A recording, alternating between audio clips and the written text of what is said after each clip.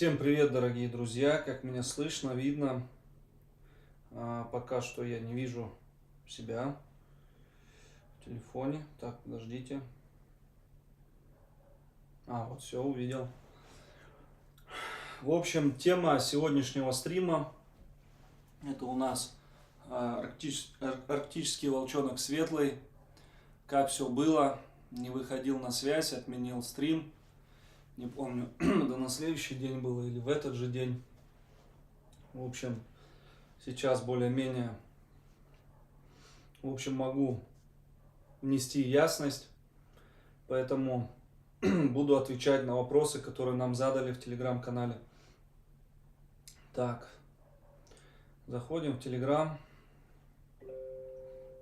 У нас сформировавшиеся вопросы. Так, сегодня...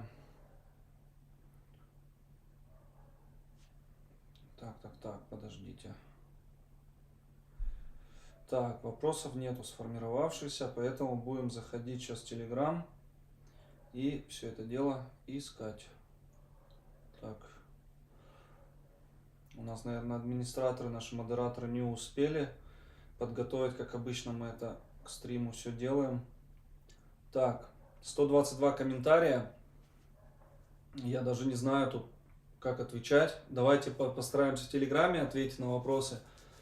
А также отвечу на самые популярные комментарии, которые вот там 1500 комментариев под видео. Постараюсь ответить на них, которые вызвали вот резонанс в аудитории и, в общем, поддержали эти комментарии.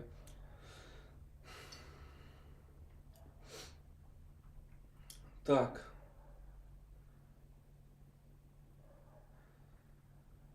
Слушайте, тут очень много прими соболезнования. Кстати, спасибо всем огромное, кто вот пишет, поддерживает, кто понимает, все прекрасно. Спасибо всем огромное. А не разобравшись, начинают там пытаться гнобить, пытаться найти клинику, находят клинику. Мне связалась со мной сегодня врач ветеринарный и сказала, что очень они переживают за клинику, за, говорит, угрозы, которые летят в их адрес. И она говорит, мы совсем не хотели, чтобы это так все было, какие-то угрозы и тому подобное.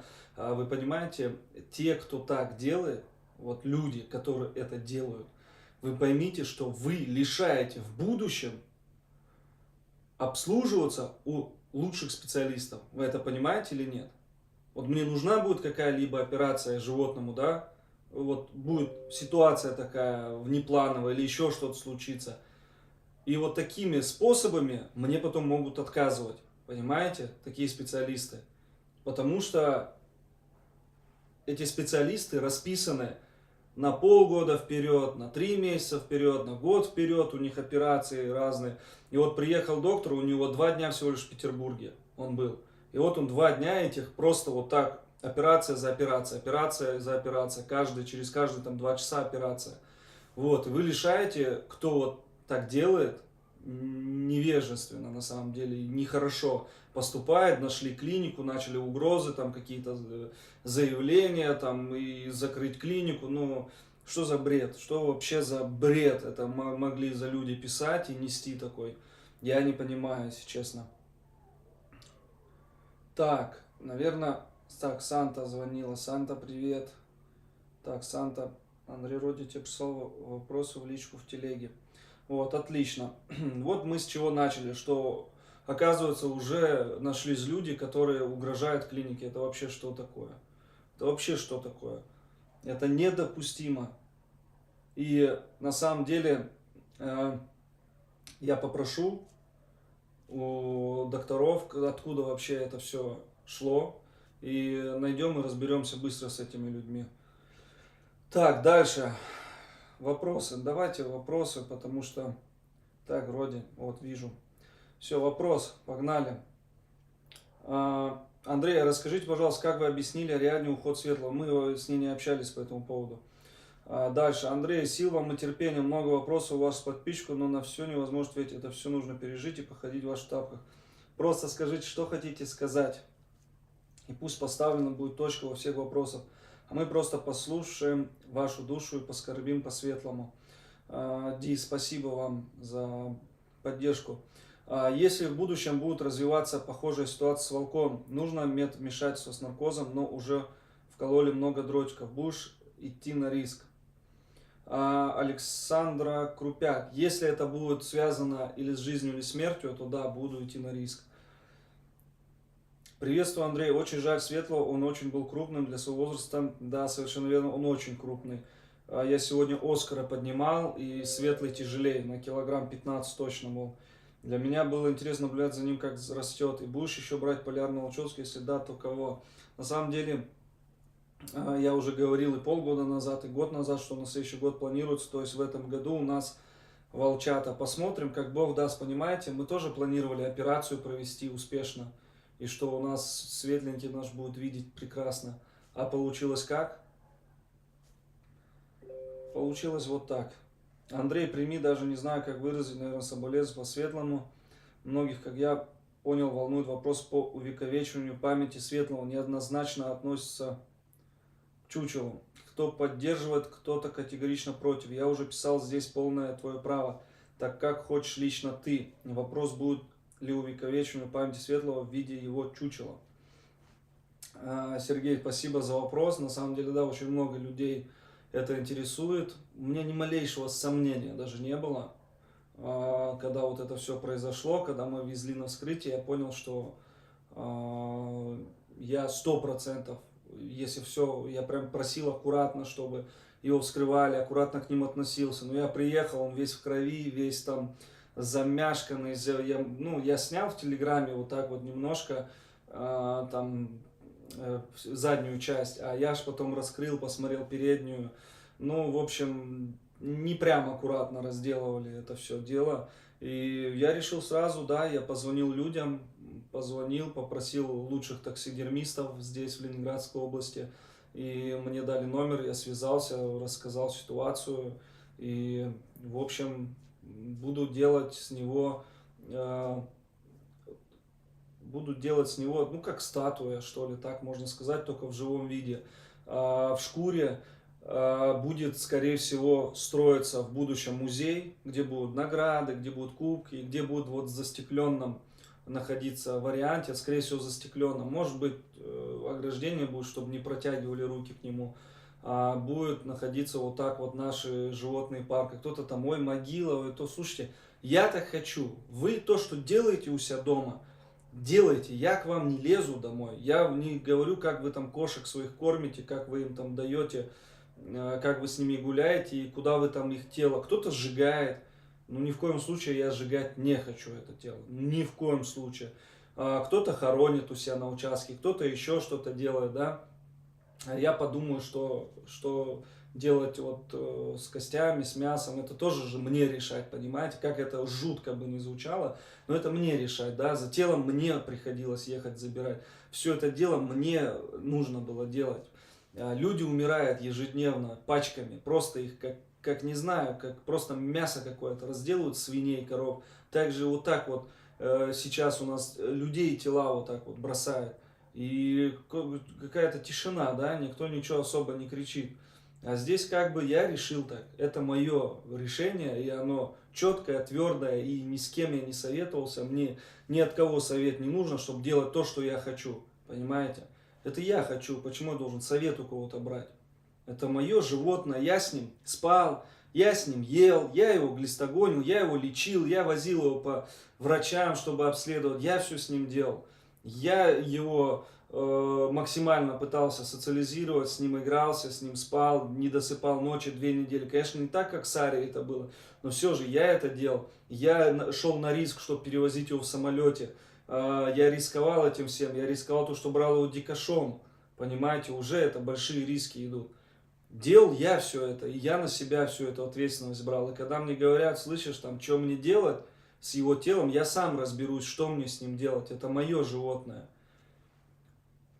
Я решил так, мне это, я сказал, вот когда еще был год или два Акеле, я сказал, если, ну, когда-то в будущем он будет, еще он не был популярный даже, когда он в будущем будет, ну, неважно, там, умрет там в летней шубке, в шубе там зимней, без разницы. Я сказал сразу, вот мы так сидели, я говорю, я его как бы ну, то же самое будет. Сделаю с него вот такой экземпляр, чтобы это было в памяти, в истории. У нас на мировой практике очень много таких нюансов. Просто у нас люди, я не знаю, ну каждый по-разному. Я не хочу никого там обижать, да, как-то кому-то что-то плохое говорить. Ну, каждый по-разному воспринимает этот мир. Для меня здесь это наоборот, мне нравится это. Я буду заходить и видеть его. Заходить и смотреть, какой был он, красивый, какой он был мощный. Какой он был, понимаете? Мне это интересно, мне это нравится. Так, дальше. Почему врачи не сделали осмотр и не провели сердце перед операцией? Перед операцией час его обследовали. Его час обследовали, следили сердце, смотрели, все делали. Все делали. Понимаете, вы мне, кстати, пишут про госпиталь дикой природы. Почему вы не сделали госпиталь дикой природы это все? Это и врач, офтальмолог, он и есть госпиталь дикой природы. Он у них только оперирует. В госпитале дикой природы нет другого офтальмолога. Только Александр. Больше никого нету. Поэтому, что вы мне говорите? Я звонил самому главному, кто там, ну, парень, я не помню фамилию, мужчина.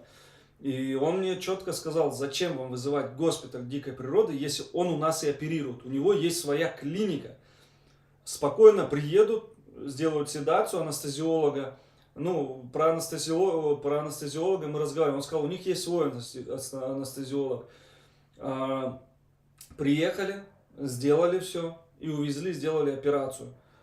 В общем, с ним разговор был такой.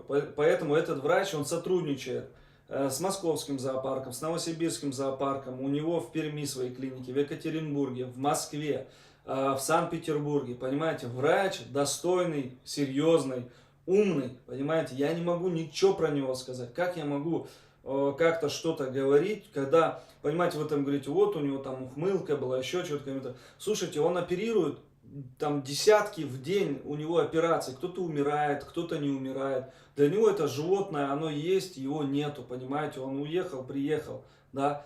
А для меня, естественно, это другое. Мне кто-то говорит, Андрей даже не всплакнул. Слушайте, я дедушку своего закапывал, у меня слеза не проронилась, я бабушку свою закапывал, у меня слеза не проронилась, друзей всех, которые у меня умерли, закапывал, дядь закапывал. Сам лично вот так руками своими лопату брал, закапывал, понимаете? Много людей я так закапывал. Почему, я не знаю. Если вы, ну, у вас есть, я не могу. У меня есть принципы, да, у меня есть, я сдерживаю себя. Я не могу там плакать еще на камеру, что-то вот это там. Я видел такие кадры, когда люди там на камеру там ревут, там еще когда живут. Это не по мне, это сразу мимо меня, понимаете? Тем более на камеру. Я даже без камеры этого не буду делать, не то что на камеру, понимаете? О чем вы говорите? Да, это самая большая потеря за всю мою жизнь, вот этот зверь, это светлый. Вот, поэтому обследование было. Андрей, еще раз примите наше соболезнование, расскажите, как остальные обитатели парка скучают по Светлой, и знает ли Андрей Светлый. Мы с Андреем Светлым не связывались, и как увидит видео, я думаю, он сам отпишется мне по этому поводу. Я не хочу навязывать, еще, может, он сейчас, у него какие-то там отдых с семьей, может, еще у него что-то, ну, приятные такие, ему вот это подкидывать, как бы, ну, не хочется. Андрей, как Аня? Светлый любил ее, подходил к ней. Слушайте, пожалуйста, задайте ей этот вопрос. Я в этом плане, ну, не знаю, как Аня. Все хорошо у нее. Добрый день, что показало вскрытие? Вскрытие ничего не показало. Я забрал вчера тело, расплатился за вскрытие и повез таксидермисту. И вот таксидермист уже забрал, и в течение полугода только будет, в общем, результат. А по поводу результата вскрытия будет через 5-7 дней. Вот так сказали. Ну, мне врач пообещала, ну, сказала, я постараюсь у своих патологоанаторов, там, Сотникова, узнать пораньше, если будет такая возможность. Потому что им тоже эта причина очень интересна, что, какая причина. Сейчас к этому, кстати, дойдем, к причине смерти, что я вообще об этом думаю. Добрый день, что показал вскрытие? Так, как черника себя чувствует без светлячка? 2 дня она ко мне вообще особо не подходила, сегодня уже начала подходить. облизывать меня, играться со мной, как бы это. Но видно опустошение в парке, они никто не ест. Они никто не ест, у них очень аппетита вообще нет. Я думал, может с погодой что-то связано, может еще как-то. Аппетита напрочь нет. Уже вот как Светлый умер, я не кормил 2 дня, получается. Ну да, 2 дня. И вот сегодня я решил покормить, дать им корма. Я думал, они налетят. Вот Алу только покушала и Синай. Все остальные что-то очень слабо ели. Черника не прикоснулась вообще к еде. Вот, ну такую голодовку, я думаю, они страдают и сильно страдают. Я уже говорил, вы представляете, что вы было, вы видели на видео, да, я мог не показывать это и сказать, вот так и так вам операция прошла неуспешно, волчонок умер от остановки сердца. Все, не говорить вам, не показывать, не видео. Я собрался силами, да, на следующий день отредактировал все, заново все это смотрел. И у меня посещали мысли, что я вот человек, да, я-то знаю, что я его на добро везу, чтобы ему там глаза сделали, чтобы он видел, да, но все животные вокруг, они же этого не понимают. Они думают, куда я увожу, что за людей я привел. И доверие напрочь начинает пропадать в такой ситуации. И тем более я приехал без него обратно, его нет, все, он исчез. И в голове у них по-любому вопросов очень много ко мне.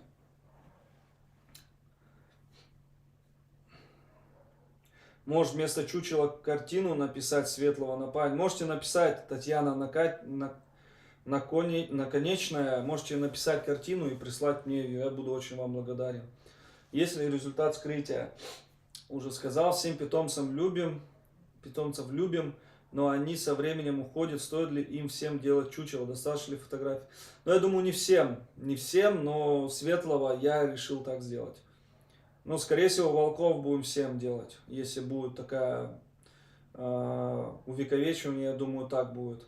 Даже Балто в Америке, который есть, у него есть настоящее его это чучело. Настоящее его чучело, что это он был. И, например, мне, как вот я любитель вот этих всех историй, да, мне даже на фотке было интересно посмотреть его чучело. Вот и все. Это все может пропасть. Интернет, все может пропасть. А вот это не пропадет. Тем более, если фотографии потом будут делать, распечатывать в альбом под это надолго. Будете другого волка-самца брать для черники. Ну, Светлый он и не был так прям для черники, но не знаю. Я не могу сейчас говорить, еще раз говорю, планы строишь, я Светлому говорю тоже, ехал операцию делать, чтобы он видел хорошо. А получается, я его отвез на смерть. Добрый день, где вы похоронили или планируете Светлого на территории парка или вне его? Наталья, я уже сказал сейчас по этому поводу. Хоронить. Так, по поводу этого только подумаю я. Тело. Ну, шкуру снимем, сделаем этот, как его, чучело. Чучело как-то плохо звучит, чучело. Хочу по-другому назвать, не знаю, какое слово подобрать. Не будет ли тяжело вам, проходя каждый день возле чучела, если же все-таки будет чучело? Ой, да, слушайте, тяжело что? Что тяжело? Тяжело. Андрей, Анечка, здравствуйте. Вы же к своим родителям приходите на могилу, посещаете? Вообще раньше как хоронили людей? У себя во дворе, даже в Грузии до сих пор это сохранилось, у себя во дворе хоронят людей. Вот, тебе не надо, ты подошел, вот, помолился за этого человека, прочитал молитвы специальные, да, за упокой, и все, и вот он всегда здесь, рядом. И это вот, помню, есть такие даже традиции были. На самом деле, классная традиция. А у нас сейчас похоронил и забыл, и никто не ходит, все заросшее, все вообще никакое. Кстати, да, кто не ходил к своим родственникам на могилку или там, ну, вы, вот я не понимаю, вот в одном городе живут и не могут сходить на могилку. Вот у меня бабушки все похоронены. Одна в Украине, вторая в Украине, третья в Украине. Дедушка в Самаре вот похоронили, потому что он там жил с бабушкой. И как бы у меня здесь нет, да, никого родных, чтобы я ходил. Ну, если я всегда приезжаю, я всегда иду на могилку и вот отдаю, молюсь, почет этому человеку, родственнику, бабушкам своим. Поэтому, я не знаю, а тут будет, вот, Вот, ну, мне так хочется, мне так интересно. Андрей, Анечка, как Аня ведет, она тоже ухаживала, любила Светлу. Слушайте, давайте вопрос вы зададите это Анюте в комментарии, она вам расскажет все. Я не могу за нее говорить, мы вообще по этому поводу с ней не разговаривали. Вообще так, она спросила, как ты себя чувствуешь, сказал нормально. Вот, и все как бы. У меня как бы такое. Простите, но может огромное, красивое фото светлого, но не чучело. Пожалуйста, кто вам посоветовал насчет чучела? Да мне никто не советовал вообще насчет чучела. А где вы будете держать еще кабанчиков, ведь существующего вольера им будет мало, да и могут быть конфликты, а забор не выдержит, по-моему. Я же говорил, что кабанам будет по весне, по лету уже строится другой вольер. Джокер в бытовке или у вас дома? Если дома, пожалуйста, расскажите, как он себя ведет и чувствует. Не, я его вчера в бытовку, или когда я забрал, на следующий день я в бытовку его перевел. Видео выпущу, я снимал его, я там все рассказывал. Мы сейчас не о Джокере. Вы планируете взять арктического волков с закрывающегося зоопарка, если да, то где они будут жить? На самом деле двоякий такой вопрос. У меня мне хотелось бы, но, во-первых, нет финансов на это. Во-вторых, это дикаши, конкретные дикие волки. Если их брать, то их брать там девочку и братишу, потому что братишу я и так не захожу, да. А как бы, ну, если будет ручная какая-то, я социализирую, ну, это такое, знаете, ну, только если братишу взять, но это тоже надо обдумать, посидеть, взвесить, торопиться нельзя в этих планах. Вот, поэтому только так. Сергей планирует к вам приезжать на помощь в стройке. Слушайте, это к нему вопросы, не ко мне. Ваши замечательные любящие родители, когда приедут? Скорее всего, летом, как обычно, в отпуск заедут на 2 недельки. Я от всего сердца вам соболезную вашей утрате. Если честно, я до сих пор хожу как пришибленная. Хотя очень эмоциональные, сложные дни выдались, но постоянно свет перед глазами стоит, хоть плакать перестал о нем. Хотя очень редко даю слабину, поэтому и прошу сделать фото и придать земле.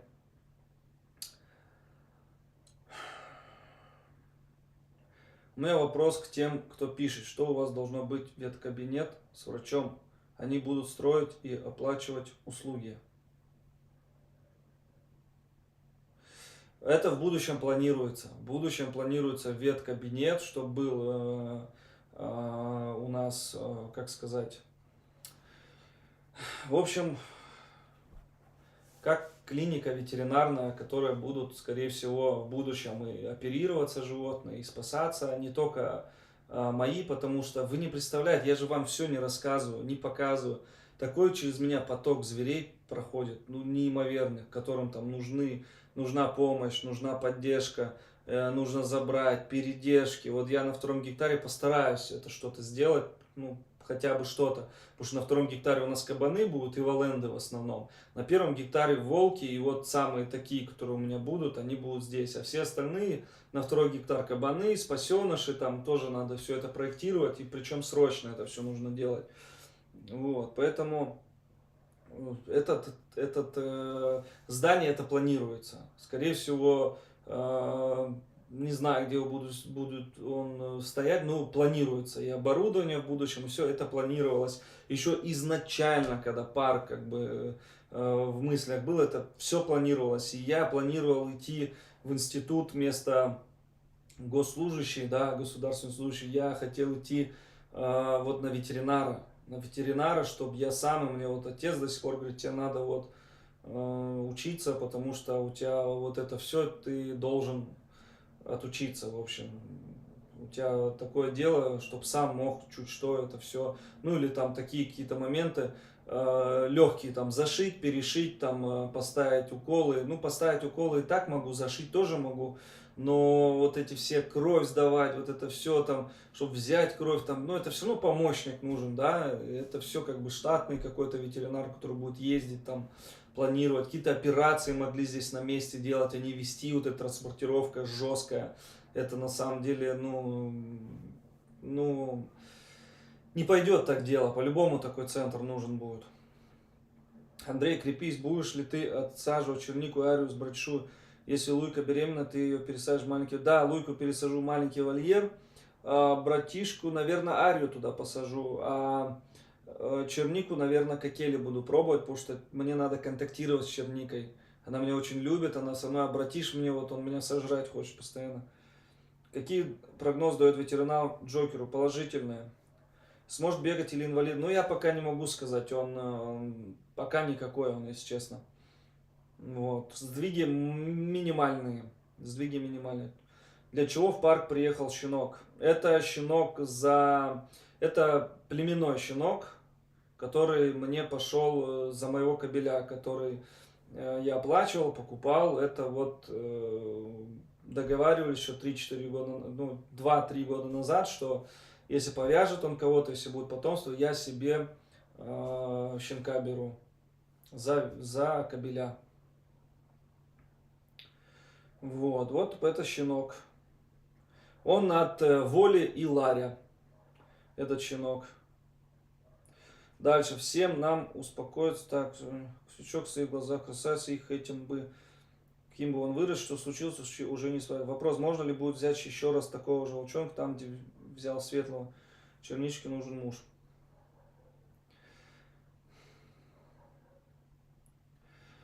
Так, давайте еще пробежимся по комментариям. Еще момент, смотрите, сейчас быстро расскажу, как все вообще происходило. Приехали ребята, все, что вы видели отрывки, просто отрывки, потому что здесь они были с 9:30 там, утра, и мы только в 12:30 выехали. Вот вы представляете, сколько времени мы этим занимались? Это раз. Два, когда вот уже все, он начал складываться, ну мы понимали, что мы ему больше не можем. Скололи ему ровно 3 куба, как сказал ветеринар, 3 куба, не больше. Поэтому никакого у него передоза лютого не могло быть вот в этот момент. Да, у него я орехов поел, поэтому вот это делаю. Не от волнения, ни в коем случае. И когда вот сделали, я понял, что уже не вариант его колоть. Я говорю, так, надо его, скорее всего, он говорит, да, уже надо его как-то что-то делать или ждать, пока он упадет. Я говорю, он не упадет. Сразу я сказал ветеринару, он не упадет. У него настолько стресс, настолько адреналин прет, он не упадет. Он может замедлиться немножко, да, он может там как-то, он сейчас 10-15 минут, я говорю, он выйдет с этого состояния, потому что по опыту своему я знаю, что я говорю. Я говорю, он выйдет с этого состояния, и все, его уже не уложим. Я говорю, сейчас срочно Саня, давай, может не надо, типа, пусть подождем, пока он ляжет. Я говорю, он не ляжет, говорю, все, пойдем, все, ловить его, прижимать и ему уже делать вот эту седацию. Ну, не седация, не знаю, белый препарат, который более щадящий идет, считается. Вот, и так, у нас стрим вообще идет, а то я тут разговариваю. Да, идет. Вот, и начали вот ему водить. Все, ввели, ну, потихоньку начали водить, не прям там раз чуть-чуть, 20%, раз 40%, раз 60%. Все переживали, все на стрессе были, все его боялись, потому что он реально мог, ну, порвать. Все, вроде бы уснул, но в сознании, глаза открыты, щелкает, все там начинает делать, перевязывать, там быстро все искать, быстро все делать. И я начинаю отходить, он начинает вставать. Я офигел, просто, я такой, что это такое? Быстрее кричу, Саня, держать его надо. Раз его ложу, опять доктор, она побежала в машину за добавкой. Потому что, ну как его, он встает. Все, добавили еще чуть-чуть отсюда, все, он уснул. Мы его начинаем, все, она ему вколола вот эти 3, как вы видели, все сделала. Мы его затащили, тоже это видели, в багаж. Кто-то уже сказал, что он был мертвый уже. Но он не мог быть мертвый, потому что он встал еще в клинике, начал вставать. Как он может быть мертвый, если он в клинике начал вставать? Если у него всю операцию било сердце, да, мне прислали видео с операцией на глаза, как ему делали глаза, как что там вставляли, но меня попросили не выставлять это. Вот, но у меня есть эти кадры, и, скорее всего, эти кадры могу только, спрошу разрешения, могу выставить для определенной аудитории в Luxury Wolf. Поэтому, если кому интересно будет, как операция прошла в Luxury Wolf, я обязательно выставлю. Вот, и мы поехали, все хорошо, ехали недолго, кстати, около часа мы ехали, мы думали, часа два будем ехать, потому что далеко клиника на севере Питера находилась.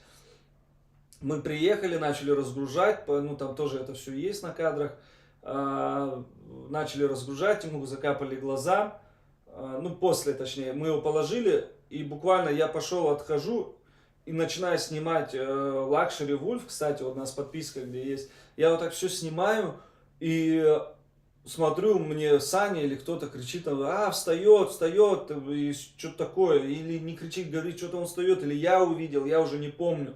У меня все вот так перед глазами тот день был. Ну так прошел, и когда мы вечером приехали с Саньком, Саня говорит, что это было вообще? Это что такое, говорит, было?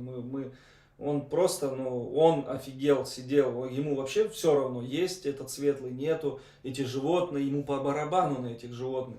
Он сел такой, говорит, Андрюха, это что было вообще? Как бы, ну, капец. Ну, мы сразу, понятно, передоз. Он начал вставать, я его начал держать, он начал очухиваться, реально очухиваться. Опять подбежали и вот эту седацию щадящую сделали, которая не наркоз считается, это другая тема. Типа, как у нас, у людей, наверное, я не знаю, с чем это сравнить. Ладно, не буду, я не доктор сравнивать, ну, типа феназепама, там что-то такое, что ты просто, ну, расслабляешься и тебя в сон клонит.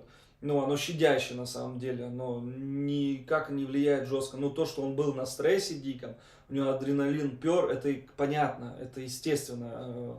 И как я уже говорил, что у него родная тетя при перевозке, мне, кстати, вот говорили, еще один вопрос, почему вы так его не перевезли? Я боялся еще больше за стресс, потому что он не видит вот эти шумы новые, вот эта вся движуха. Его тетя в 4 месяца, щенок, не доехала, умерла от эпилепсии, от стресса в перевозке. Вторая тетя у него умерла от клеща, и вот эта фурия у него тетя у нас живет, которая сейчас бесплодна. Вот. И я подумал, что, во-первых, это будет огромнейший стресс для него. Это вот он поносился стресс, а это дорога, это сигнал. Ну, было бы тяжело, это не братиш. И то с братишом перевозка была очень трудная. Хотя он ручной волк, а с ним это беда была. Это не тигр, это не лев, это не зверь, который может подчиняться человеку, да, который может зайти спокойно в перегонку. У нас Акела, когда ехал, очень тоже первый день была такая беда, второй день более-менее, третий щадящий. И то, вы же не знаете, я ему давал максимально много, крошил, он сильно пить хотел, воду, препараты, которые вводят жестко в сон, которые успокаивают, там, ну, которые не продают без рецептов, и за которые вас могут посадить, я ему препараты дал, потому что нереально с Акелой было. И он только там на 4-й день, на 3-й, 4-й подуспокоился. И то, я считаю, это из-за препаратов, потому что так бы Акела тоже печально все могло обернуться. Это вам не кошачий, это волк, у него, я говорю, если это мы тигра могли или льва вырубить там с одного, с двух дротиков, он бы лег и спать бы лег, а этого ты не вырубишь.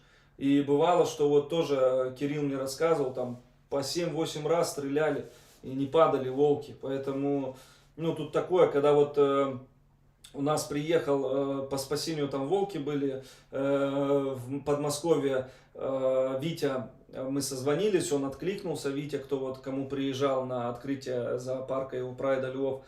Он приехал, по-моему, с 2 дротиками или что-то такое, или всадили ему 2 дротика. Он говорит, мы ему всадили, говорит, он не падает, говорит, он убежал, он не падает, говорит. Вот, но это практика, только на практике. Кто знает, кто такие волки, кто стрелял в них, кто знает, что они не вырубаются, тот как бы не удивляется, да, как я не удивлялся, ветеринары стояли, но они удивлялись, почему он не рубится. Вот, и также и там Витя, я думаю, он удивился, что волк не упал, что волк убежал и где-то бегал там, и ему хоть бы хны, потому что они немножко по-другому созданы, у них адреналин настолько вплескивается, что вот эта штука работает наоборот, напротив. Вот, дальше, что у нас? Мы, вот это все началось, мы всадили еще немножко, все, приехал доктор, начали проверять около часа, там глаза, не глаза, около часа он еще был, вот спал. Потом началась операция. Мы поехали перекусить, потому что уже было 4 вечера, или 3 или 4 вечера, не помню, потому что мы вот с утра, как начали этим всем заниматься, мы голодные, мы поехали с Саньком рядом в кафешку, покушали, там салатики, попили чай, и все, и обратно. Едем обратно, я подъезжаю к клинике, мне звонит Анна, говорит, все, говорит, заходите. Все, вы где, Андрей? Я говорю, я здесь, все, я захожу. Ну и вот вы видели, я захожу, собака большая, я довольный, я радостный, я уверен, что операция прошла успешно, все хорошо. И я захожу, и мне такие новости, и мне как бетоном облило. И я такой, как? Я, знаете, на секунду подумал, пошутили. И Саня, он тоже мне говорит, я тоже думал, что-то шутканули, что ли. Ну, не поверили мы в это вообще. И тела нет, ничего нет. Я говорю, а где тело? Где он? Я говорю, вот он, ну, открывает дверь. Я говорю, несите его сюда. Все, принесли сюда его. И, ну, мы долго общались, что, почему, зачем, как. Я вопросы задавал и Александру, и анестезиологу, мы общались. Ну, потом я больше слушал, правда, чем я просто спрашивал, вопросы задавал, больше слушал. И потом я сказал, ну надо как-то это аудитории сказать, потому что я говорю, ну тут, тут не знаю, я говорю, я даже не знаю, что говорить. Давайте будем говорить аудитории. Ну, Александр говорит, ну, анестезиолог, давайте вперед. И вот вы слышали, что анестезиолог говорил, что такое бывает, что возможно, и какие-то реально патологии были у Светлого. Возможно, что ему нельзя было наркозить его. Может, он и жил бы всю жизнь, но его наркозить нельзя было, понимаете? Меня наркозили за свою жизнь, наверное, раз 5. И я, если честно, тоже уже переживаю за все эти операции на мне, потому что боюсь, что не выдержу этих наркозов всех. Вот, потому что наркозили очень часто меня. Вот, и поэтому, когда все это произошло, ну, у меня ни малейшего, знаете, сомнения не было, что кто-то накосячил из врачей. Вообще ни малейшего у меня не было. Я понимал, что глаза вставлены, деньги нужно отдать, что мы потеряли самое дорогое, ценное для меня сейчас, что надо держать себя в руках, что делать так, что я вообще не понимал, что делать. Я вот так сидел, я просто вот, ну, не понимал, что делать, как вообще, что это. Мне вообще пофиг, кто что бы подумал. Мне вообще по барабану, кто что там думает, понимаете. Я внутри себя, я не понимал, что делать дальше. Я вот так сидел и просто не понимал. Потом у меня сразу, я такой, опа, у меня щелчок. Все, везем патологоанаторам, говорю, Анна, где клиника ближайшая, кто примет сейчас, кто будет скрывать в ближайшие дни, давайте сейчас. И Анна вот помогала мне, искала это все, мы сразу в клинику поехали, нет, мы не на север, куда мы ехали? Да, на север тоже, только она с другой стороны. Это к Финке туда вскрытие, а это с другой стороны. И, в общем, вот Анне спасибо, она с нами поехала, хотя могла она не ехать с нами, но она поехала с нами, мы поехали в клинику, отдали тело, все там я договорился, все, в общем, сразу вот на вскрытие, чтобы, и мне сказали, вот четверг, пятница вскроют его, ну вот вскрыли четверг, получается, в пятницу мне позвонили, я забрал тело и отвез таксидермисту. Вот, и потом мы с Анной поехали, у нее здесь машина, кстати, была, и поехали, я отдал машину. В общем, понимаете, суть в том, что я должен был заплатить за то, что мы не приехали, за то, что стреляли, за то, что аренда вот этого всего, кто приехал, человек, кто с дротика стрелял, это профессионал был, если что, профессионал, ветеринар, кто этим занимается плотно. Почему стреляли с вот этой штуки? Потому что пистолет может очень сильно повредить, если вот он, ну, хороший, мощный такой пистолет, он может с близкого расстояния навредить. Вольер маленький, я сказал, что он 10 на 10, ну, специалист посчитал вот с этой штуки приехать и волчонку так занаркозить. И, в общем, этому специалисту Анне за выезд, за то, что анестезиолог вел все это время, следил за состоянием здоровья в машине, следил за ним, и мы ехали по дороге, она все время следила за волчонком, и мы до клиники его довезли. И также она должна была обратно его везти. Вот. Но обратно не получилось его так вести. И поэтому за все это должно было платиться.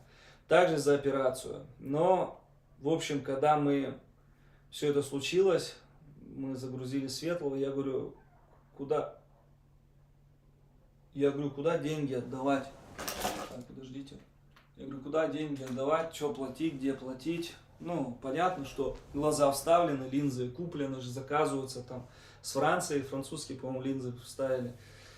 И, в общем, Александр позвонил ей, и она позвонила, она побежала, по-моему, туда, выбежала и говорит, что только за линзы, говорит, заплатите, и все, за всю работу ничего не будете платить. Я такой, хорошо. Она говорит, потом отвезем, потом, сейчас, говорит, у вас это состояние, типа, вы, говорит, поехали дела делать. Все, мы поехали. И тут звонок буквально через минут 20 или 15, и Александр вот такой сделал благородный жест в честь того, что вот такое случилось. Он сказал, что вот Константиновский Александр лучший в России офтальмолог на самом деле, и не вздумайте там всякую дичь писать. И он сказал, что ничего не надо, никаких денег, никаких вообще ничего. И ну, понятно, что я бы эти 400 подал, я бы еще бы сверху своих бы 400 дал, еще бы деньги нашел, отдал, чтобы вернуть, и этого бы не было. Но ничего уже не вернешь, и в общем, деньги эти лежат. Вот кто писал, что я там потратил до этого деньги, какую-то нашел шарашку, ну, всякие шелупень там пишет, всякая шняга, что я там машину на эти деньги купил, сейчас машине уже год, что я там, ну, короче, всякую шнягу пишут. Эти деньги лежали на Тинькофф банке, они и сейчас лежат, там только на вскрытие я 20 тысяч оттуда снял. Лежали, потому что я все потратил здесь, и рабочим, и с щенков, я уже сейчас вложил сюда там больше 300 тысяч своих личных, которые щенков продал, и поэтому я вот снял, у меня не было средств, поэтому я снял вот оттуда средства эти на вскрытие. И в общем, эти деньги по ссылке, везде, в Телеграме, здесь под видео в описании есть ссылочка. Для особо одаренных, так сказать, вы переходите на ссылочку и вы отслеживаете эту сумму. Она лежала, ее никто не трогал. Она лежала, ее никто не трогал. Сейчас там 380. И эти деньги обговорили с подписчиками, с людьми, со всеми. Скорее всего, может, сделаем опрос, но все хором в основном пишут, что на вольеры. Естественно, на вольеры мы не собрали часть, да, которая у нас стоит, сбор там 250 тысяч стоял. Это просто на один вольер рабочим. И то это минималку я поставил. Вот, потому что я сейчас уже отдал им 260 тысяч. Именно. И за вот этот вольер, за металл, там, за всю фигню, там, тоже там со скидкой, со всей, сейчас краска, дополнительно крыша, вот это все, там 140, ну, короче, считайте сами, кому интересно эти все подсчеты.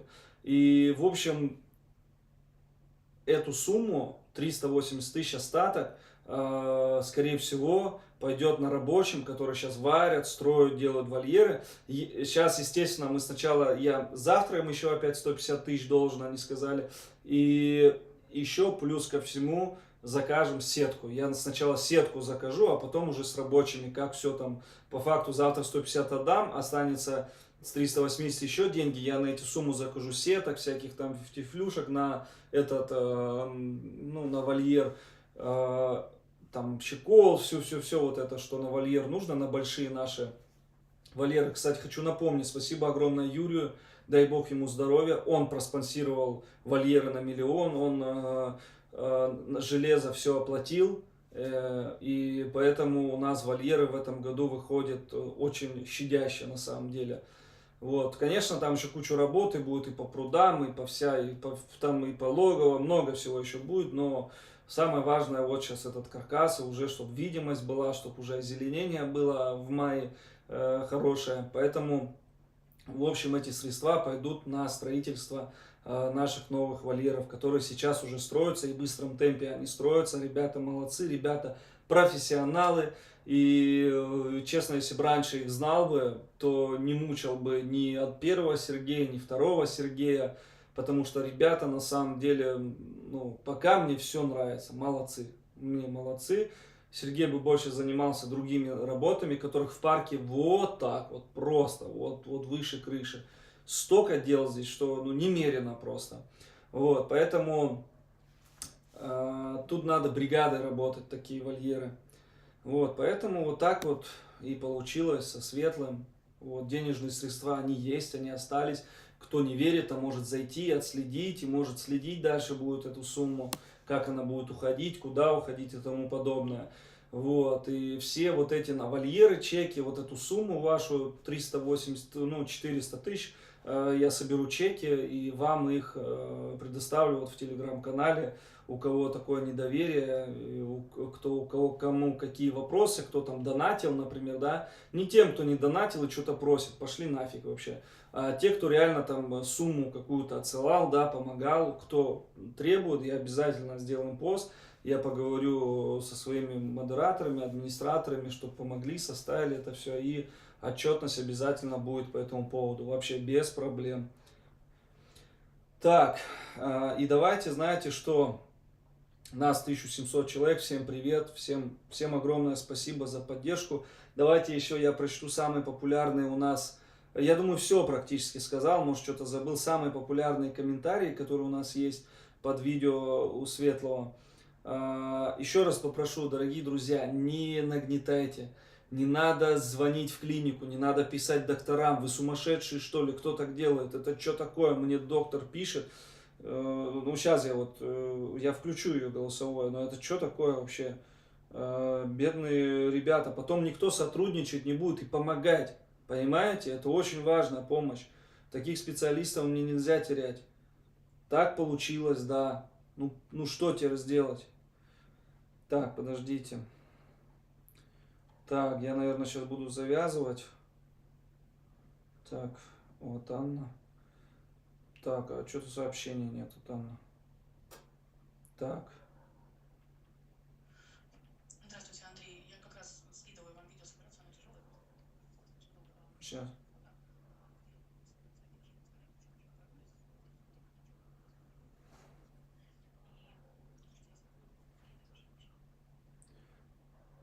Вот, смотрите. И, слушайте, нас атакуют какие-то из ваших подписчиков, представляясь какими-то непонятными государственными органами, им грозятся проверкой, прочим. Короче, началась какая-то очень странная история. Просто не хотелось бы... Мы тоже переживаем, потому что было все стабильно, и Светлый был стабилен и на перевозке, и в клинике он был стабилен. Мы тоже ждем результатов, что скажет патологоанатом, почему так случилось. Но если нам начнутся угрозы от подписчиков, ну это будет, конечно, очень нехорошо. Вот, поэтому, дорогие друзья, давайте завязывать.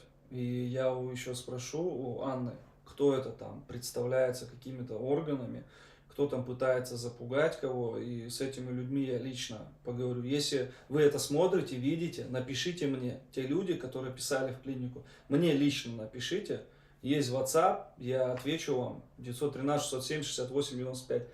Обязательно пишите, отвечу вам, кто там, какие вопросы у вас. Не надо, при чем тут клиника вообще, при чем тут доктора. Вы мне пишите, я с вами пообщаюсь.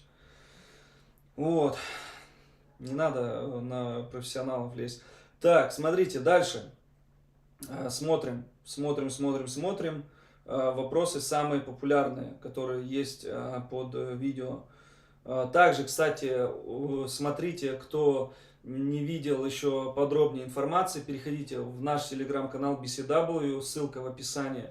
Также вы можете там подписаться, просмотреть какие-то, в чате написать, там больше читаю. Я все комментарии, честно, прочел в телеграме, все, даже кто писал, я тебя, Андрей, не уважаю, там, но вот Светлый, вот соболезную, я тебя как человека, да, мне вообще по барабану, вот ты кто не уважаешь меня, мне вообще пофиг, кто ты, что ты, да ты хоть уважанию, мне вообще по барабану, поэтому там уважение, зачем это на всю общую аудиторию писать, там, я не уважаю в чатах, ну, слушайте, потом не удивляйтесь, когда я резко могу ответить, ну, не удивляйтесь, и не говорите, что я там 500 лет тебя смотрю, как ты мог так поступить, за базаром своим следите. Так, дальше, самое популярное, пишут, братиш был ручной, когда ему удалили зуб, фурию и то поймали для проведения сложной операции, а малышу светлому устроили настоящий отстрел, малышу светлому, который мог скальп снять с вас, устроили отстрел. И не устроили отстрел, а старались его положить, чтобы он уже успокоился, чтобы он меньше стрессовал и уже ушел в сон. Но у нас не получалось. Какой опытный отловщик? Отловщик опытный. Ну неужели нельзя было загнать в тамбур? Нельзя было загнать в тамбур. Мы что, думаете, 5 часов там сидели и вариантов не смотрели? Мы пытались в тамбур загнать, не получилось. Он испытал очень сильный стресс, естественно, поэтому наркоз не подействовал, естественно. Но он чувствовал себя загнанным зверем и понимал жестких действий, ведь с ним никогда так не обращались. Естественно, заранее надо было проверить сердце УЗИ, взвесить, чтобы определить дозу для седации. Дозу определили для седации. В приюте и то серьезнее и внимательно относятся, если предстоит операция, надо приглашать. Приют это не дикие животные, не тупите, чего вы такие тупенькие, ё-моё, не тупите. Я тайгу тоже вот повез и сделал все, и проверил, ей УЗИ сделали, и того, и того, и того. Все сделал для нее, все и сделали. Мне предложили операцию. Есть это видео подтверждение. И второй раз я ее возил, ей проверяли глаза. Я сказал, нет, операция ей не нужна. Не потому что мне ее надо вязать и потомство получать. Как бы она и без глаз может вязаться и потомство получать, понимаете, даже если какой-то риск будет. Понимаете? И мне как бы, ну, не от этого, а от того, что я не хочу. Собака видит, чуть-чуть хотя бы. Я не хочу, чтобы у нее были осложнения и проблемы какие-то. Я понимал, что ей уже 8-й год, что ее нельзя оперировать уже. Ей под 8 лет. Зачем мне вот на старость лет ей в зрелом возрасте таком уже делать ей операцию? Светлый молодой, это две огромных разницы. Поэтому смотрите внимательно канал и не тупите.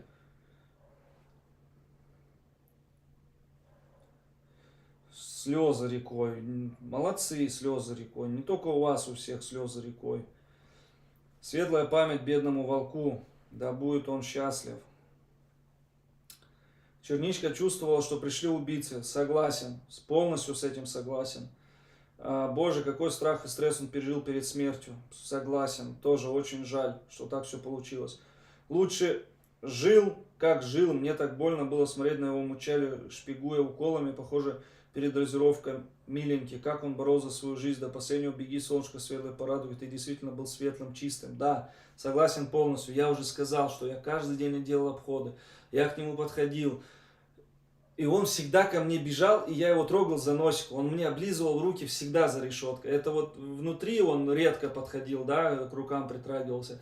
А за сетку он всегда ко мне подбегал, он там ну, прям со всеми вместе, всегда вот к рукам. И понятно, что, ну, мне вообще тяжело, мне очень тяжело это все осознать, я до сих пор мне не верится. Я даже еду раздаю, я кому-то не дал еды, вот прям кому-то не дал, светлый. Я даже меньше еду, ну, достаю, я вот, и мне вот как-то не по себе, потому что я меньше достал. Я думаю, что-то не то. Вы его убили. Убили, да, убили. А слеп он из-за того, что дали 3 дня подряд сильнейшие глистогонные. Это исключено. Это на вашу совесть, теперь вам с этим. Хорошо, я с этим и живу, и буду жить. Хорошо, я знаю, что я буду с этим жить. Дозу наркоза кто-нибудь рассчитывал? Нет, тебе просто всадили, блин.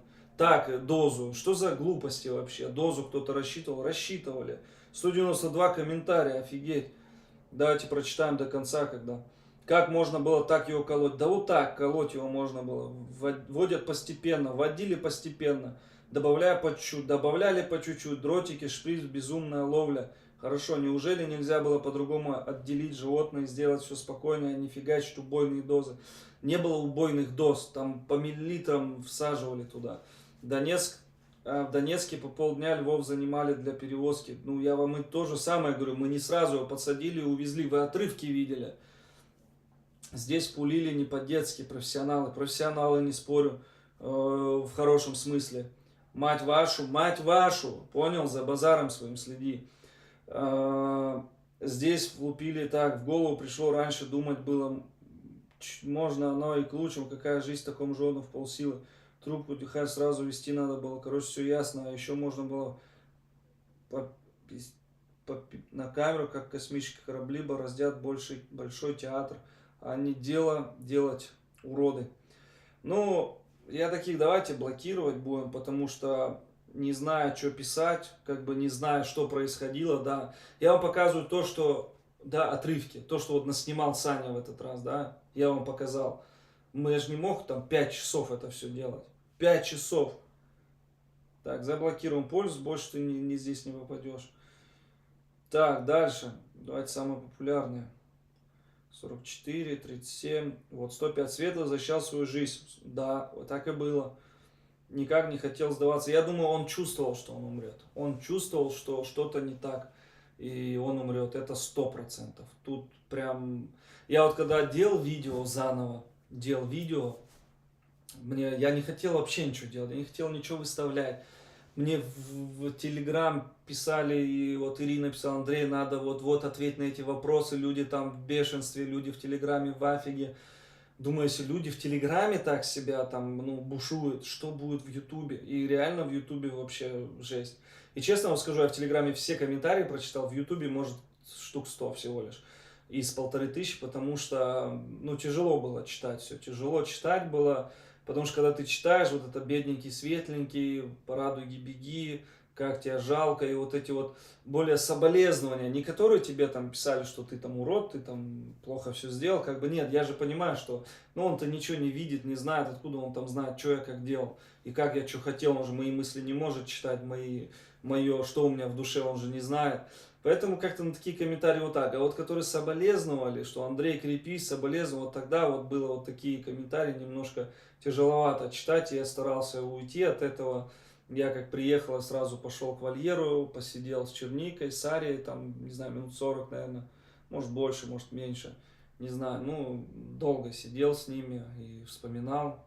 Все вот так, как перед глазами, вот светлый, вся жизнь вот арктического волчонка. В общем, да, он чувствовал последний путь. И вот когда я начал видео это делать, редактировать, я вот это все начал прям, я поставил себя на его место, как я с жизнью борюсь, как меня какие-то люди ловят, и как мои там соотечественники, да, собратья смотрят на это все. Акела, Фурия, там все питомцы в парке, какой-то вот такой траурный день он был. Еще вот он не давался, еще вот это все, еще говорят, сейчас еще там смотрим там 20 минут, 30, если нет, то как бы в следующий раз. И вот это все, когда ты редактировал, делал, тяжеловато это все было. Очень тяжело было все это редактировать, делать ради вас все, ради вас, чтобы вы увидели, как это было на самом деле. Как вы не понимаете, глупцы, те, кто вот пишет всякую ерунду, что если я ничего не выставлю, вы ничего не узнаете, вообще ничего не узнаете, понимаете? Все зависит от меня, я выставляю все, я показываю то, что все, что есть, что происходит, понимаете? Если я не буду этого делать, вы ничего и не узнаете. Я делюсь с вами, я показываю, как это было. Да, со стороны, может, это жестко выглядело, это очень жестко, я не хочу пересматривать даже это. Мне хватило одного раза редактнуть это все. Да, я же редактирую, а потом еще и пересматриваю это все. И, я не хочу еще раз пересматривать это, понимаете? И поэтому я понимаю, что там жесткое что-то, прям жесткое что-то. Поэтому и негатив такой. Но вы должны понимать, что когда я редактирую видео, да, когда другие редактируют, я это делаю для вас в первую очередь. Не надо там бомбить, не надо там, мне нет заработка с Ютуба уже, нету никакого заработка. Если бы там кто-то через VPN, да, кто-то там, какие-то копейки капают, там 150-200 долларов в месяц, да, это максимум. И то их выводить, всякие сложности постоянно, эту карту меняется, то еще что-то, вот не выводил там 4 месяца, почти 5. Поэтому, дорогие друзья, случилось то, что случилось, мне Для меня это огромная потеря, большая трагедия. Это мой первый оптический волк, кобель, которого я ждал очень много лет. Я еще хотел от этой пары, именно от этой пары, этого волчонка, еще лет 5 назад. Когда Акела был молодой, я приехал к Кириллу, я посмотрел на этих волков, на Ракшу и Акелу, там они сидели в Екатеринбурге, я ему сказал, я о таком мечтаю, говорю. И он мне сказал, я тебе подарю. Вот, и прошло время, 5 лет, и он мне волчонка вот так вот, я приехал в Екатеринбург и подарил. И вот такая с ним случилась история неприятная. И, в общем, я даже не знаю. Я даже не знаю, что по этому поводу говорить дальше. Но скажу одно, что вы можете винить меня, винить ту ситуацию, винить кого угодно, кроме тех людей, кто боролся, спасал и реанимировал его жизнь. Это врачи, это ветеринары. Поэтому вините меня, вопросы все ко мне. Что-то не нравится, пишите все мне. Не надо винить ветеринаров, анестезиологов, офтальмологов, потому что они делали свою работу. Они это занимаются ежедневно, они это делают постоянно, и у них практика огромедная. То, что вот так случилось, я считаю, это, скорее всего, оно так бы и было. Неважно в какой клинике, был бы это анестезиолог там из госпиталя, или был бы это... Хотя я же говорю, что врач-офтальмолог, он из госпиталя, он сотрудничает с госпиталем, и он только делает операции в России диким животным. Также он, по-моему, мне говорили, и в Африке много лет жил, там делал операции животным и лечил их. Поэтому, ну, серьезный дядя, который проделал большую работу за свою жизнь. Вот, и винить в чем-то, ну, это глупо. Надо быть дураком, чтобы винить. Вот сидеть, вот мне, не вам, а мне, да, надо быть дураком, чтобы мне взять и обвинить их. Ну, я не дурак, поэтому я все же видел своими глазами, что происходило. Понимаете, если бы я не видел, да, может, я начал что-то клевать. Поэтому я вас прошу, я как человек, который видел все это воочию, что происходило, видел, что как врачи боролись, как врачи хотели, только им наоборот надо было, чтобы это все было хорошо, успешно, потому что это в копилочку им бы пошло. А получается, все вот так пошло, непонятно как. И я попрошу вас не писать ни клинике, ни врачам, ни кому вообще не писать. Если какие-то вопросы есть, пишите все вопросы мне. Также есть телеграм-канал, есть чат, где я отвечаю также в WhatsApp в личку, если что-то в личку хотите там написать. Вот, если идут какие-то угрозы, оскорбления, будем эти вопросы решать быстро и четко. Поэтому, дорогие друзья, всем огромное спасибо за внимание. Я немножко подустал, сегодня был тяжелый день, целый день на ногах. Я сегодня только впервые поспал 6 часов. До этого все, я спал неделю практически по 2-3 часа. У меня был жесткий недосып, что вчера я вот так вот уже лег и начал, не помню, что я начал делать. По-моему, английский хотел поучить. Начал английский учить, и меня вот так прям с телефоном рубануло. Я проснулся там через часа 3, пошел попил воды и опять лег и уже рано встал и начал делами заниматься. И к 9 уже рабочие приехали. В общем, спасибо всем огромное за поддержку. Спасибо всем тем, кто помогал, кто делал сбор, кто вкладывал в это все, кто надеялся на лучшее, кто не клевещет, кто реально соболезнует этой потере, потому что эта потеря огромная для меня. И, в общем, благодарю всех, спасибо всем огромное. Также хочу поблагодарить докторов, которые делали операцию, потому что это была огромная работа проделана. Они ни в чем не виноваты. Где-то, даже если вскрытие покажет передозировка, все равно я никого винить не буду, потому что Светлому тогда не смогли что-то делать, если бы он опять бы вставал. Потому что, ну как делать операцию, если он будет в сознании? Как? Ну никак. Вот, поэтому, ну, я имею в виду не сознание, а если он начнет вставать. Он может в сознании быть, но операция могла, он ничего не чувствовал бы. А так, как бы, даже если там что-то покажет такое, что передозировка или еще что-то, все равно винить я не буду никого. Я могу винить только себя. Поэтому, дорогие друзья, всем спасибо за внимание. Кто хочет больше информации узнавать из первых уст, как это было, прям вот самые первые узнали в Luxury Wolf. Ссылочка в описании, это у нас канал спонсорский. Также у нас телеграм-канал по BCW, самый основной Black Canadian Wolf. Там тоже я рассказывал, после операции многие люди посмотрели, что я думаю об этом, как сейчас какие-то вопросы там обсуждались, никто не дожидался, как бы на ютубе стрим, вообще спонтанно, сегодня я решил, если честно, спонтанно решил, я бы и не делал бы стрим, это спасибо вот ветеринару Анне, которая меня сподвигла на это, сделать стрим, потому что какие-то угрозы, какие-то там в адрес, какие-то люди непонятные. Люди, пишите мне, вот те, кто клинику, там что-то как-то, пишите мне, я вас жду, я еще попрошу контакты у Анны. Вот, а так все, спасибо всем огромное, всем до связи, всех обнял, всем добра, не унывать самое главное, и, в общем, всем с Богом.